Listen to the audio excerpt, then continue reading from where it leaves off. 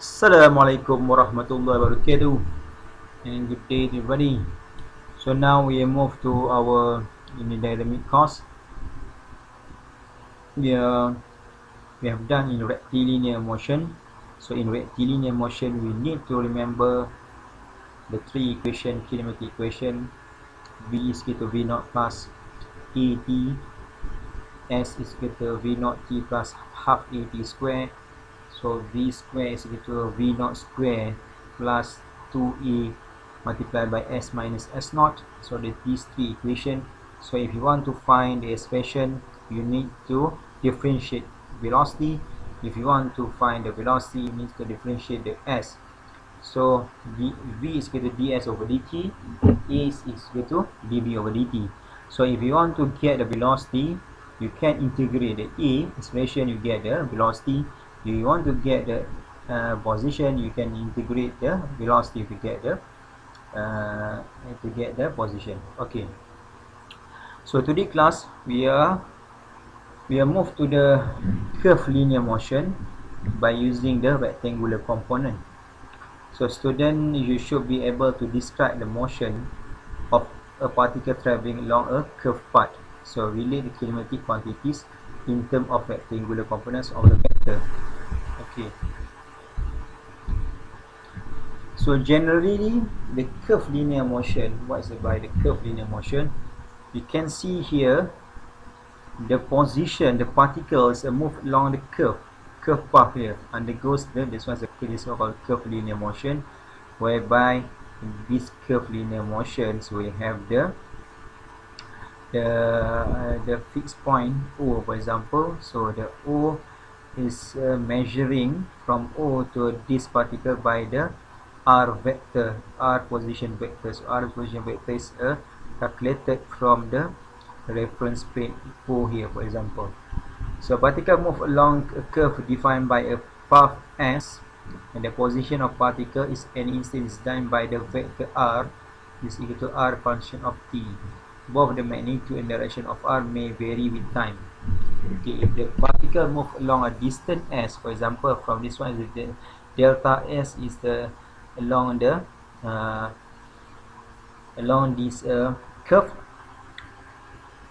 during the time interval delta t, for example, the displacement is determined by a vector subtraction. So delta R, so the delta R is equal to R prime minus R. This actually is the R plus delta R is equal to R prime. So R prime is equal to the delta R is equal to R prime minus R. Okay. So the velocity in the curved linear, in rectilinear, in motion, we can get the velocity and acceleration. So how you want to get the velocity and acceleration in the curved linear? So velocity represents the rate of change in position of particle. So meaning that is the velocity is the change, the average velocity of particle during the time increment delta is a delta average. So that's called velocity average equal to delta R over delta t. So instantaneous velocity is the same, is a time derivative of position v is equal to dr dt. So the vector velocity v is always tangent to the path. So the velocity vector v here is always tangent to the path. So what be the velocity at the certain these points? We need to find the velocity is a tangent to the path. So magnitude of v is called the speed. Since the arc length delta s approach the magnitude of delta I is equal to t equal to 0, the speed can be obtained by differentiating the path function v is equal to ds dt. Note that is not a vector. Okay. So the tangent to the slope here is the tangential velocity. So this one is the velocity vector. Okay. So how about the acceleration? So acceleration, and the constant acceleration is the rate of change in the velocity of particle. So for example, here we have the tangent to this curve, we have the velocity, this velocity with the tangent velocity here, and then this tangent to the curve here, we get another velocity. So we need to find delta v from this initial velocity, then the next one the velocity prime here. So the delta v here. So the particle velocity change from v and v prime over time increment delta t. So average acceleration during time increment is so v prime minus v, so final velocity minus initial velocity divided by delta t. So instantaneous acceleration is the time derivative of velocity at that certain particular time, also that particular speed. So dv or dt or d square r over dt square. Okay, a plot of locus point defined by the arrowhead. So arrowhead of the velocity vector is called hodograph. So the acceleration vector is tangent to a hodograph, this one. But it's not general tangent, but not in general tangent to the path function. Okay. So basically, we are talking about rectangular component. We are referring to the x, y, z axis. So as well, relative to the fixed frame of reference here at point O here, for example, 0, 0, 0. So in x axis, the unit vector is I. The y axis, the unit vector for j. The z axis, the unit vector z, k. So if the position move from one point to another point, so we can get the position vector given by the si, yj and zk. So the s, y, z component may all be function of time. So x is equal to x function of time. So y is equal to y function of time, and z is equal to z function of time. So magnitude of the position vector r is changing. Let's say it's a move from one point to another point. So it's the magnitude is x square plus y square plus z square, and then this summation will get to square root. So direction of the r here is defined by unit vector. Unit vector either I, j or k. Okay. So same thing for the velocity.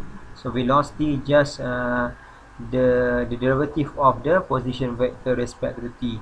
So for example here dxi over dt, so dyj over dt, so dz dt over dz over dt is theta by k. So since the unit vector I, j, k are constant in magnitude and direction, so this equation reduced to vsi vyj plus vzk. So whereby the vx is the x dot, so meaning that the ds over dt 1 dot with respect to 1t. So vy is equal to y dot dy dt, so vz is equal to z dot is equal to dz dt. So the magnitude of velocity again vx square here, this one square plus this one square plus this one square. So total sum is the square root back. So direction of the velocity is tangent to the motion of the path. Okay, so same thing with the acceleration, nothing much. So if you really understand for the velocity, the same thing for this for the acceleration. So just acceleration we are differentiate respect to the time again, so you are second derivative. So here we have the ex and vx dot is equal to x double dot, so meaning that the x double dot by this for this one only x 1 dot.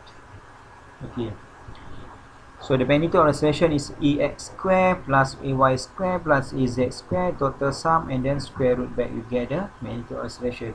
So the direction of a is usually not tangent to the path of the particle, because we already get the tangent to the path is only for the velocity.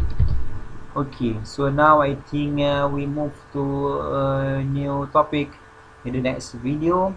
So I will give you tutorial question during the class in next time. So I really hope you understand in the curved linear by rectangular components. The curved linear by rectangular component, we are differentiating, we are using the x, y, and z plane. So we need to find the velocity, position, and also the expression in terms of x, in terms of y, in terms of z. They are position vector. Okay, see you again in next video session. Bye bye.